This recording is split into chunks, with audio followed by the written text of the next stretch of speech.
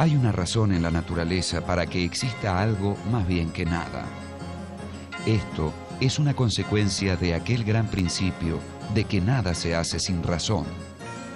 Así como debe haber, además, una razón para que exista esto más bien que otra cosa. Gottfried Wilhelm Leibniz. Resumen de Metafísica.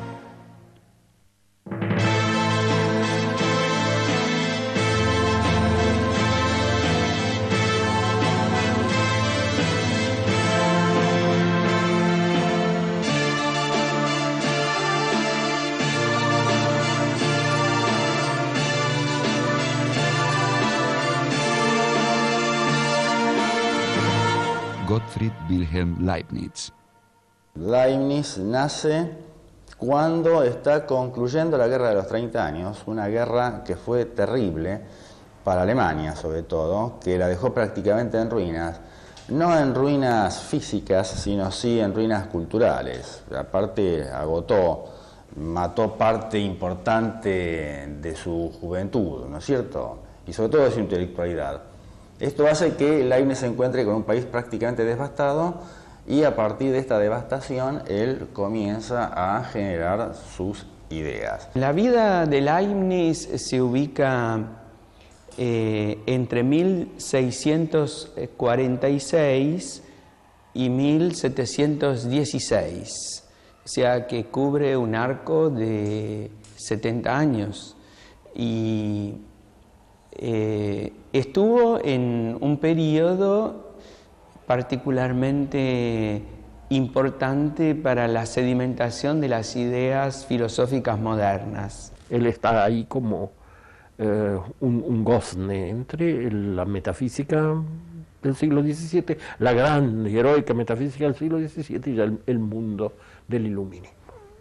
Prácticamente el iniciador de la filosofía alemana, aunque curiosamente no escribió en alemán, él se expresó en latín y en francés, porque pensaba que el idioma alemán todavía no estaba suficientemente liberado de una serie de barbarismos como para permitirle a él expresar su pensamiento filosófico y matemático.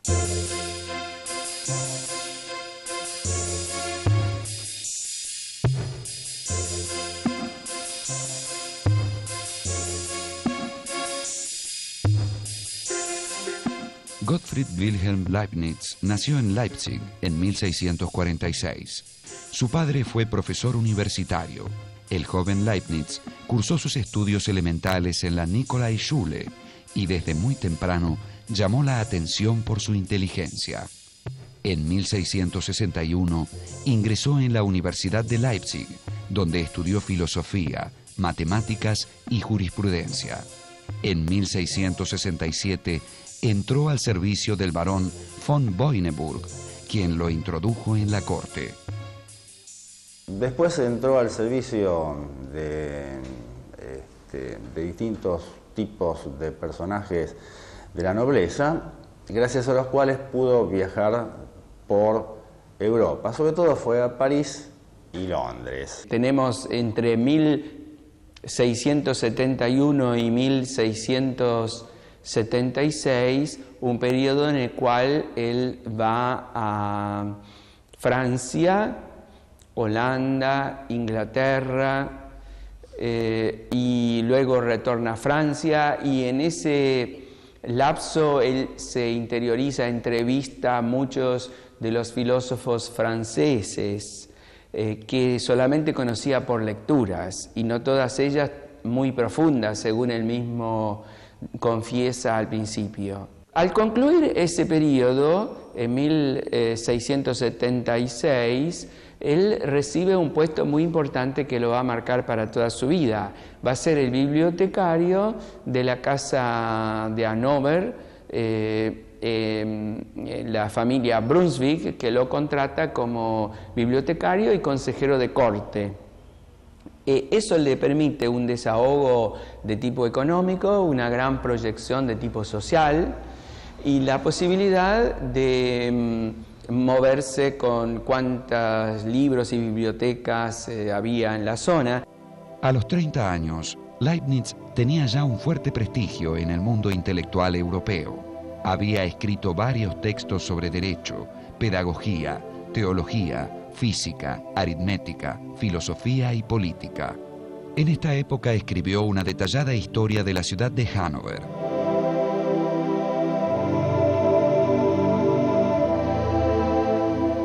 Sabemos, y es muy conocido, que era tanto filósofo, teólogo, ingeniero, matemático, físico, lingüista, diplomático, estratega militar.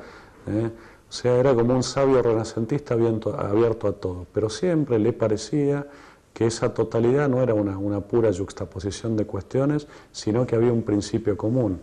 Por eso es que en filosofía él divulga la expresión filosofía perenne, por ejemplo, porque creía que detrás de todos los hombres y de todo pensamiento había este fondo de unidad y que en el fondo todo era compatible y tendía a la verdad. A partir de sus estudios sobre arte combinatoria, basados en los trabajos de Francis Bacon, inventó la primera máquina de calcular de la historia. Diseñó dos modelos: una máquina aritmética, capaz de resolver cálculos y problemas geométricos, y una máquina algebraica, para resolver ecuaciones. También aplicó las matemáticas a los problemas de movimiento, sentando así las bases de la dinámica moderna.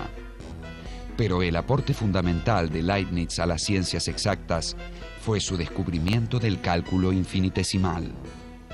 Las cosas se pueden dividir hasta el infinito. No hay un punto, esto quiere decir Leibniz, no hay un punto que podamos decir que es el punto de inicio, ¿no es cierto? Si nosotros dividimos dos números, por ejemplo 4 y 3 o 2 y 1, vamos a ver que en esta división nos vamos a ir acercando de una manera infinitesimal al producto de la división, pero nunca lo vamos a encontrar, nunca lo vamos a alcanzar. Por ejemplo, si dividimos 10 por 3, vamos a tener 3, 3,33, 3,333, 3,3333, etc. Y podemos disponer del tiempo igualmente infinito y nunca esta división de 10 por 3 va a alcanzar, va a superar a este 3,33, etc. Bueno, esa, explicado de una manera un poco burda, es la base del cálculo infinitesimal. Cálculo infinitesimal que debe ser entendido no meramente desde una perspectiva matemática, sino que tiene que ser entendido desde la perspectiva desde la cual él la hace arrancar, que es una perspectiva metafísica, que es la idea de la continuidad de todo el elenco que hay en la naturaleza.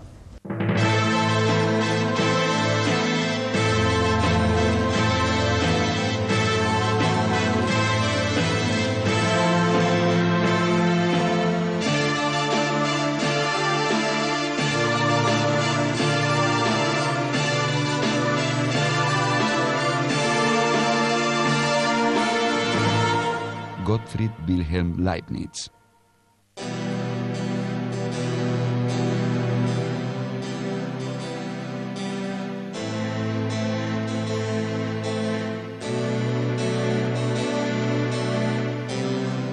De 1676 en adelante, la actividad de Leibniz fue asombrosa.